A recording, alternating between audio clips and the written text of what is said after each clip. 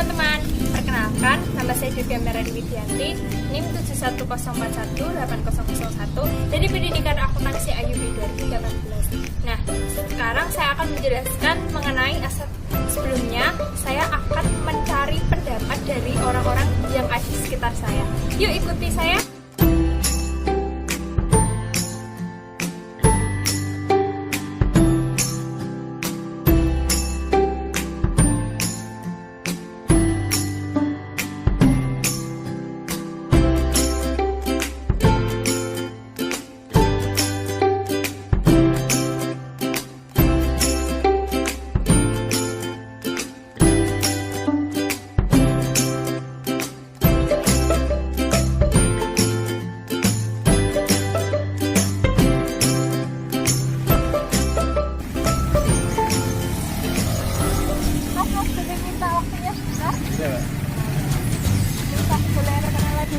Nama saya Dion.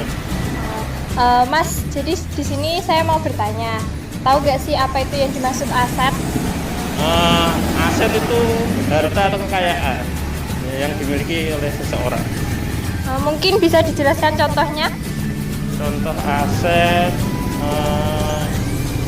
emas, tanah juga bisa, saham. Seperti itu ya, Mas. Makasih. Ya.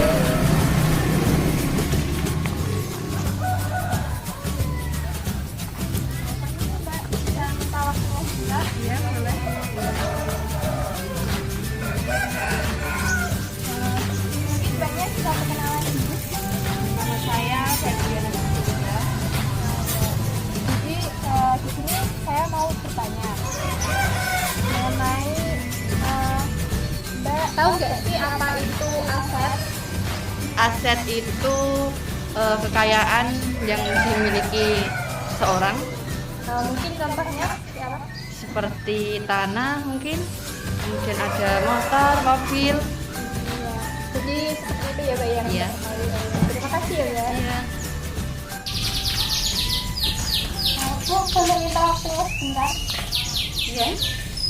Boleh perkenalan diri, namanya siapa? Nama saya Ibu. Jadi di sini saya ingin bertanya, Bu, apa sih yang Ibu ketahui tentang aset?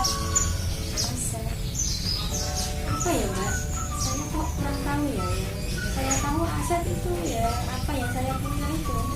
Misalnya rumah, tanah itu, terus sepeda motor itu Mbak yang saya tahu tentang aset.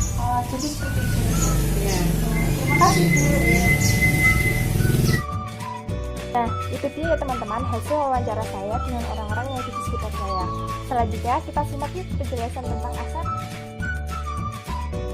Nah, setelah tadi memasuki sesi wawancara, sekarang kita memasuki sesi penjelasan ya teman-teman. Sesuai dengan apa yang sudah diungkapkan oleh narasumber kita yang kece-kece tadi, baik emas-emas, mbak-mbak, ibu-ibu, semua kalangan ternyata tahu loh teman-teman apa itu aset.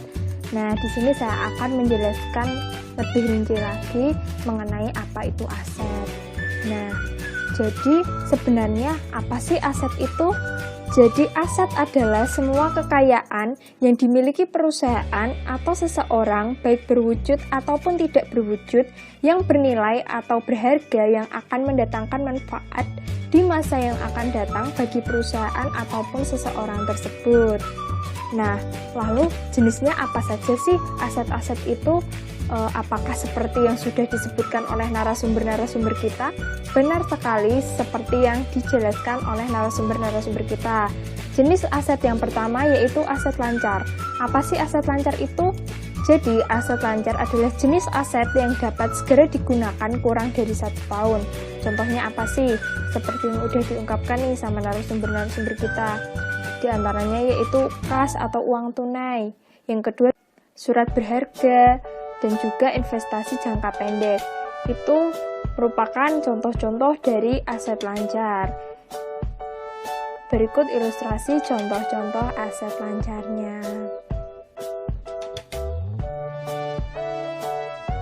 Lalu yang selanjutnya jenis aset apa lagi sih? Nah, yang kedua adalah aset tetap.